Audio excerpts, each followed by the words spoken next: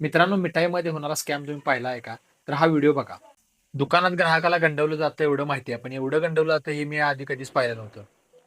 काल मी मिठाईच्या दुकानात गेलेलो सोनपापडी आणण्यासाठी. दुकानदाराने मला एक सोनपापडीचा डबा दिला, पेमेंट केलं आणि तो बॉक्स घेऊन मी घरी आलो.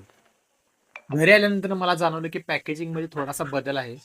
पॅकेजिंगमध्ये तर बदल आहेच. तुम्ही खाली बघू शकता की किंमत सुद्धा खोडलेली आहे आणि हाताने लिहिलेली आहे. मी अशी पहिलीच कंपनी बघितली जिचं पॅकेजिंग वगैरे ओके आहे, तर किंमत हाताने लिहिलेली आहे. मग आम्ही बॉक्स ओपन केला आणि थोडीशी मिठाई खाऊन बघितली, तर मिठाई पण थर्ड क्लास लेवलची होती आणि एकदम लो क्वालिटी होती.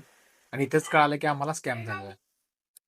त्या सेम पॅकेजिंग, सेम वजनाच्या इतर कंपन्यांच्या म्हणजे जसं की नामांकित कंपन्यांचे सुद्धा रेट जवळपास 70 ते 75 रुपयाला आपल्याला सोनपापडीचा एक बॉक्स मिळतो.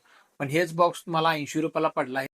सण आला की आपल्या प्रियजनांना देण्यासाठी आपण मिठाई नक्कीच खरेदी करतो. स्कॅम होण्यापासून वाचण्यासाठी या गोष्टी लक्षात घेतल्या पाहिजेत. पॅकेजिंग, नावात बदल, किंमत आणि एक्सपायरी डेट. या चारही गोष्टी चेक करताना तुम्हाला कुठेही संशय आला तर समजून जा की ते प्रोडक्ट फेक आहे.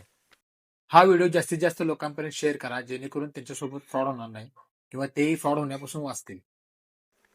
तुम्हाला आणि तुमच्या परिवाराला दीपावलीच्या हार्दिक हार्दिक शुभेच्छा.